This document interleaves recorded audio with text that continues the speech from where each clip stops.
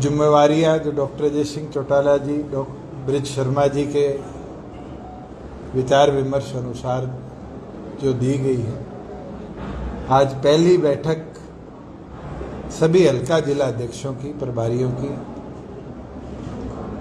रोहतक में ली गई और आगामी 15 जून से लेकर 31 जुलाई तक पूरे प्रदेश भर में सदस्यता अभियान को मजबूती से कैसे आगे ले जाया जाए, कैसे पार्टी के अंदर नए सदस्यों को जोड़ा जाए, उसके ऊपर सबके विचार भी लिए गए, गाइडलाइंस भी सबको दी गई और पार्टी को कैसे बूथ लेवल पर मजबूत किया जाए उसके ऊपर आदेश दिए गए।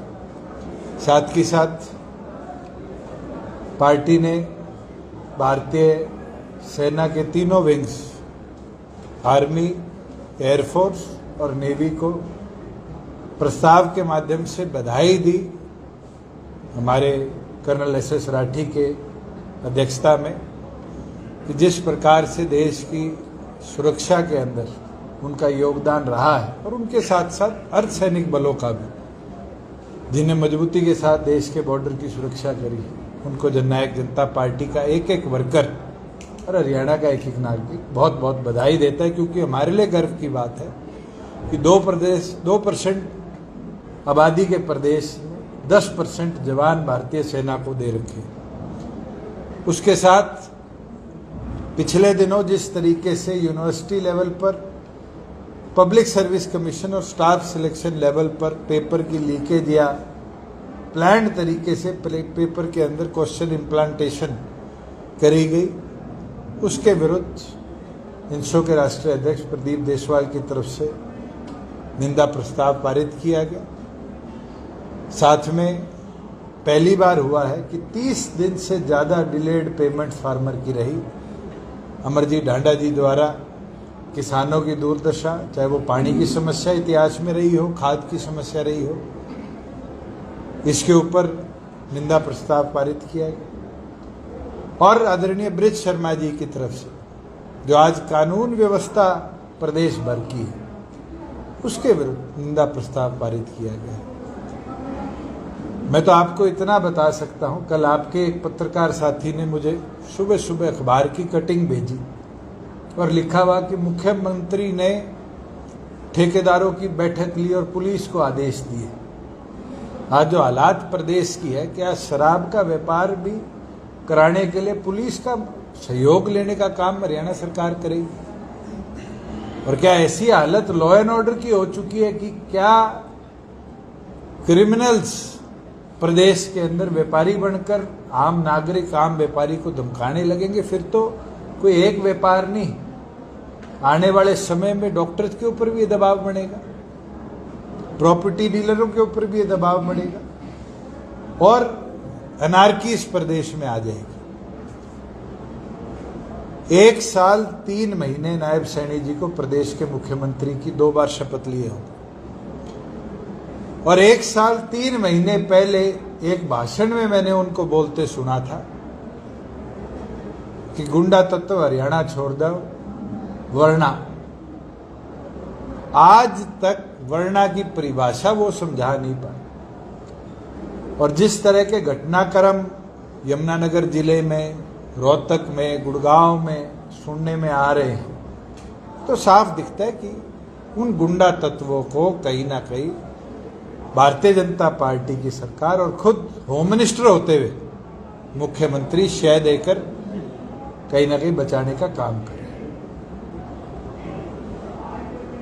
प्रदेश के अंदर आगामी 15 जून से सभी 22 जिलों में संयुक्त तौर पर एक ही दिन 90 के 90 हलकों में सदस्यता अभियान को जननायक जनता पार्टी आगे लेकर बढ़ेगी और हमारा टारगेट है कि हर बूथ पर एक एक्टिव मेंबर के साथ हम 25 कम से कम सदस्यों को जोड़ने का काम करें, जिसका हरियाणा प्रदेश के लगभग 20,000 बूथों पर 5 लाख नए सदस्य हम बनाने का काम करें। और वहीं जैसे हमने पहले बूथ सखी की योजना चलाई थी, इलेक्शन कमीशन द्वारा भी पिंक बूथ बनाए गए। इन दोनों को जोड़ते हुए जननायक जनता पार्टी हर बूथ पर एक महिला सखी को पिंक मेंबर के तौर पर पार्टी से जोड़े। इसके उपरांत हमारी महिला अध्यक्षा रजनी दहिया मलिक जी और प्रभारी डॉक्टर किरण पूनिया जी की जिम्मेवारी लगाई गई है कि पार्टी की सदस्यता अभियान को मजबूती से आगे ले जाकर महिला शक्ति को और बढ़ चढ़कर पार्टी के साथ जोड़ने का काम किया जाए और 18,000 एक्टिव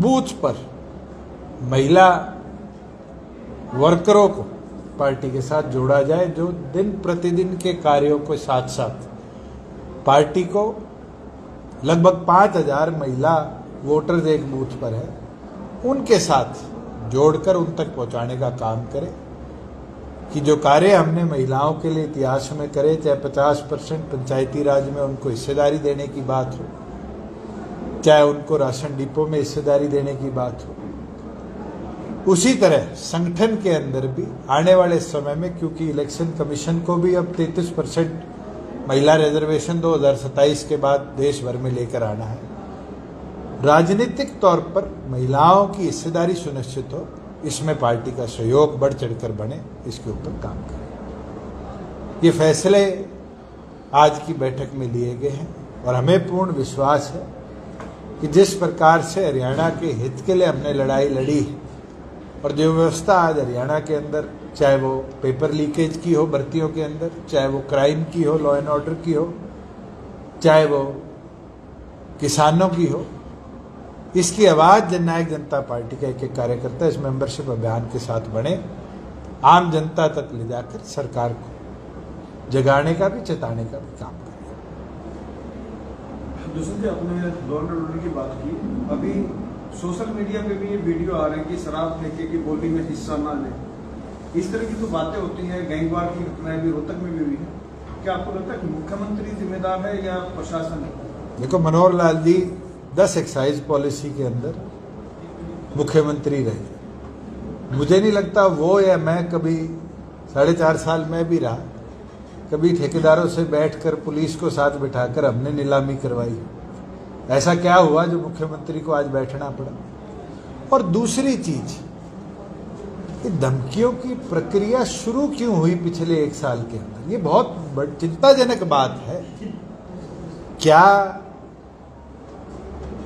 क्रिमिनल लॉबी का खौफ पुलिस के प्रति जो था वो बिल्कुल खत्म हो चुका, या ऐसे लोगों को भारतीय जनता पार्टी शय देने लगी कि आज उनका डर बिल्कुल खत्म हो गया और वो इस तरह की कार्रवाई कर? हम तो ये मांग करते हैं मुख्यमंत्री इस पर जवाब दे कि उनको बैठक लेनी क्यों पड़ी और क्यों यमुनानगर हो या और जिले हो, गुड़गांव के अंदर भी आज 40% वेंड्स जो है अनसोल्ड है। इसका मतलब कहीं ना कहीं टेरर बैठाया गया है। आपके रोहतक की क्या हालात है, हिसार की क्या हालात है, ये हालात बड़ी क्यों, इसके ऊपर मुख्यमंत्री जरूर प्रदेश को जवाब देने का काम करें। और ये तो एक छोटा सा वर्ग है। मैं ये बात करता हूं, हरियाणा प्रदेश के प्रत्येक व्यापारी को क्यों प्रताड़ित किया गया? ये चाहे जलेबी वाले हों आपके, चाहे पकोड़े वाले हों, चाहे आज शराब वाले हों, ये इस प्रकार से व्यवस्था बनी प्रदेश में 1 साल में क्यों है? ये जरूर इसके ऊपर मुख्यमंत्री जवाब दें। राहुल गांधी का हरियाणा दौरा है,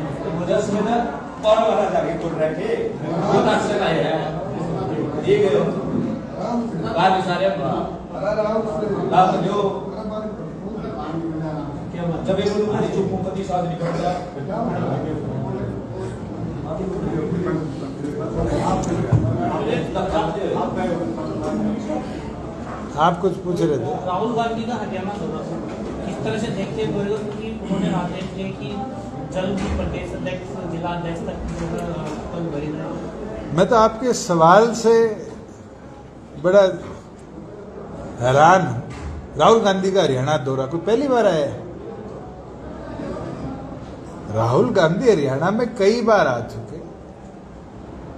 वो कांग्रेस के राष्ट्रीय अध्यक्ष बने थे तब भी आए थे, आज वो राष्ट्रीय अध्यक्ष नहीं है तब भी आए हैं। जब उससे पहले वो कांग्रेस के पार्टी के एक साधारण कार्यकर्ता थे तब भी आए थे। उससे क्या कांग्रेस सुधरी हरियाणा के अंदर? जो पार्टी फूलचंद मुलाना की अध्यक्षता के बाद अपना जिला लेवल का संगठन नहीं बना पाई, वो हल्का लेवल पर कैसे पहुंचेगी? और हम तो अखबारों के माध्यम से पढ़ते हैं कि नेता प्रतिपक्ष पर फैसला नहीं हुआ, चर्चा नहीं हुई, कांग्रेस के नेताओं के बयान आ रहे। तो पार्टी नेता प्रतिपक्ष नहीं चुन सकती, वो पार्टी नेतृत्व कैसे देगी विधानसभा में? यह हैरानी की बात है कि आज कांग्रेस को सेंट्रल लीडरशिप के आगे ये बोलना पड़ता है गुटबाजी खत्म करवाओ, संगठन बनाओ, पैनल मांगे जाते हैं। इसका मतलब तो उनका ऑर्गेनाइजेशन कितना वीक है। इसमें तो मैं मानता हूं बसपा हो, बीजेपी हो, सब पार्टियां ऑर्गेनाइजेशनली साउंड है। किसी एक को जिम्मेवारी दी जाती है, सारा संगठन उसके साथ काम करता है। मगर क्या कांग्रेस ऑर्गेनाइजेशनली इतनी वीक है कि किसी को जिम्मेवारी नहीं दे सकती? और ये जिसका नाम आप लेते हो, ये आए जाए, उससे कांग्रेस नहीं सुधरेगी। अच्छा, उन्होंने एक सवाल और किया है कार्यकर्ताओं को। उन्होंने कहा कि 3 तरह के घोड़े हैं कार्यकर्ताओं में। एक तो लंबी रेस का, एक दौड़ने वाला घोड़ा, एक लंगड़ा घोड़ा, एक भ्राती घोड़ा। तो ये इस तरह की जो उन्होंने वर्ड चुने हैं, क्या इससे कोई कार्यकर्ताओं को भी कोई फायदा होगा? अगर आप मीटिंग में बैठे होते तो मैं आपको कहता जरूर, राहुल गांधी से पूछो तीनों में से वो कौन से घोड़े हैं। अगर वो ये फैसला कर ले वो कौन से घोड़े हैं, फिर ही तो कांग्रेस के कार्यकर्ता फैसला करेंगे वो कौन से घोड़े हैं। किसानों को बड़ी प्रॉब्लम फेस करनी पड़ रही है। सोलर जो प्लेट्स लगती हैं ट्यूबवेल पे, पिछले दिनों तूफान आया जबरदस्त, कई जिलों के किसान इफेक्टेड हुए हैं और उनको डैमेज हुआ है, उनको मुआवजा कहीं से नहीं मिल रहा है। इसके अंदर जो हमने प्रस्ताव पारित किया है उसके अंदर हम यही सरकार से मांग करते हैं, सिर्फ सोलर प्लेट्स नहीं, हरियाणा प्रदेश के किसान आधुनिक दिन प्रतिदिन होते जा रहे हैं और बहुत से किसानों ने पॉली हाउसेज, नेट हाउसेज लगा रखे। और जो तूफान आया है, 12 जिले तो मैं जानता हूं जिसके अंदर बहुत बड़ी तादाद में नेट हाउसेज, पॉली हाउसेज को नुकसान हुआ है।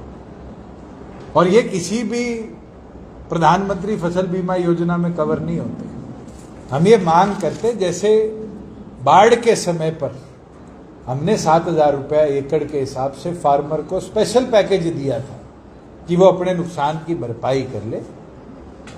मुख्यमंत्री फार्मर के लिए बयान तो दे चुके हैं कि हम पैकेज बनाएंगे।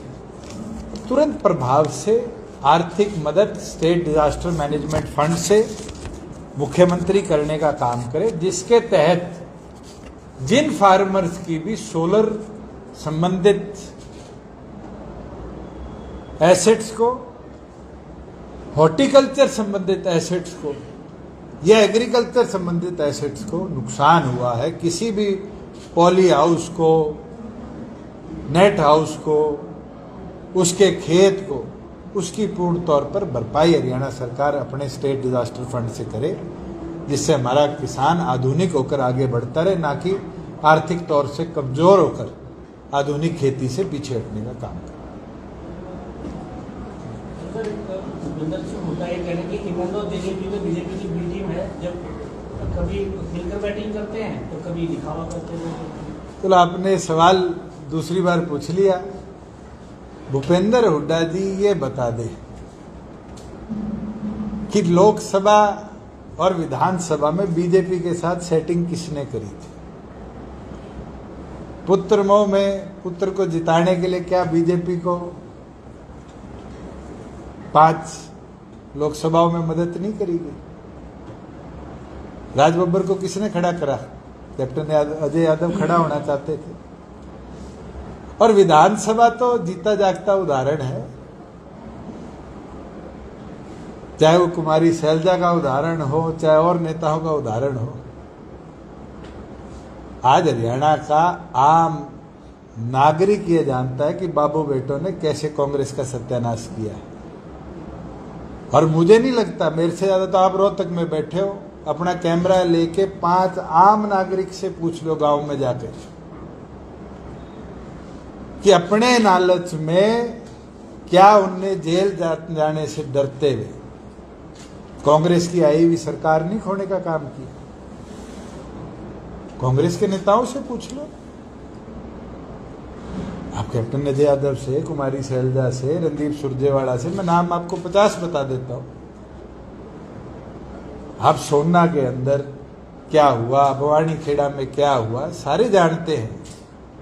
किस प्रकार से कांग्रेस को हराया भूपेंद्र हुड्डा ने, और आज उसका नतीजा है कि प्रदेश के अंदर बीजेपी से सेटिंग कर अपने, चाहे वो एसोसिएटेड जनरल लिमिटेड को जमीन देने का केस हो, चाहे इंडस्ट्रियल प्लॉट देने की बात हो, चाहे एमटी मानेसर की बात हो, क्यों उसमें तारीख पे तारीख लगे जा रही है?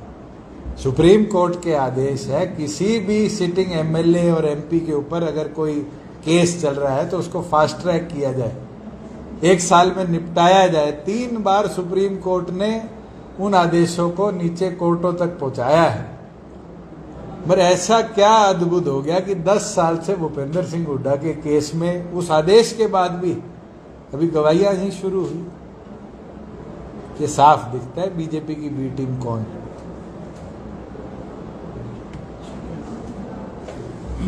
Thank you ji.